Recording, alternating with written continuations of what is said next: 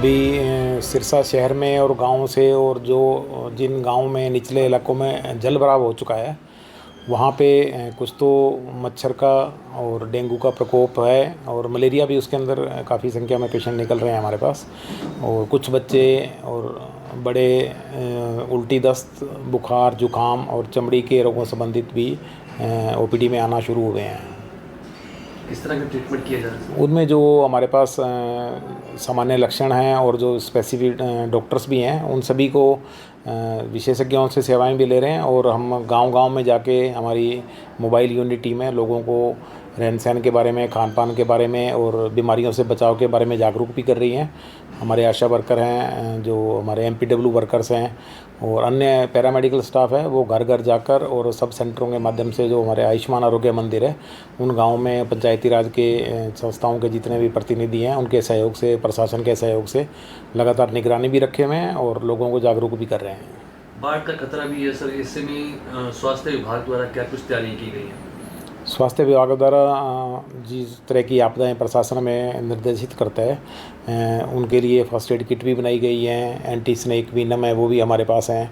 और उसके अलावा जो अचानक कोई चोट लगना है, कोई उसके बारे में प्राथमिक उपचार हैं, वो सब चीज़ें हम जहाँ राहत कार्य चल रहे हैं उनके साथ साथ हम उनको प्रोवाइड करवा रहे हैं। हेल्थ डिपार्टमेंट के पास प्रॉपर दवाइयाँ हैं? हाँ, हमारे पास स्टॉक में काफ़ी दवाइयाँ हैं, और कुछ जैसे ओआरएस के पैकेट हैं या जल को स्वच्छ करने के लिए घरों में जो क्लोरीन की टेबलेट हैं, उनकी पर्याप्त मात्रा में सप्लाई है। उल्टी, दस्त, बुखार से जो संबंधित दवाएं हैं वो भी हमारे पास पर्याप्त स्टॉक में हैं। अगर सर संभावित अगर बाढ़ आती है तो ऐसे में लोग जो है उम्मीद, आशंका रहती है कि ज़्यादा से ज़्यादा इफेक्ट होते हैं, तो उनके लिए क्या कुछ प्रबंध करते हैं, बेड की कोई व्यवस्था? हमारे पास जो सिरसा का नागरिक अस्पताल है 200 बेड का है, और जहाँ भी घग्गर बेल्ट पे जो आशंकित गांव हैं उन सब में हमारे पास आयुष्मान आरोग्य मंदिर हैं, पीएचसी भी हैं, सीएचसी भी है।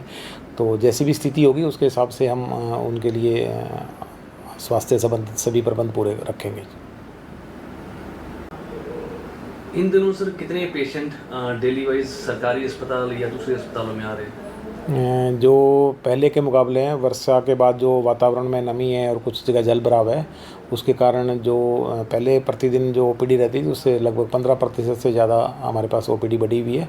और जो बीमारियों के लक्षण हैं उनके अनुसार हम उनका इलाज करके और राहत प्रदान कर रहे हैं। पहले अमूमन कितने पेशेंट कंटिन्यू रोजाना? वो अलग अलग संस्थाओं में जैसे अलग अलग उसकी प्रतिदिन की फुटफॉल था। तो हमारे जो नागरिक अस्पताल है उसमें लगभग 800 से लेके 1000 मरीज प्रतिदिन आते थे। अब वो थोड़े से बढ़ के 1000 से 1200 के बीच रहते हैं।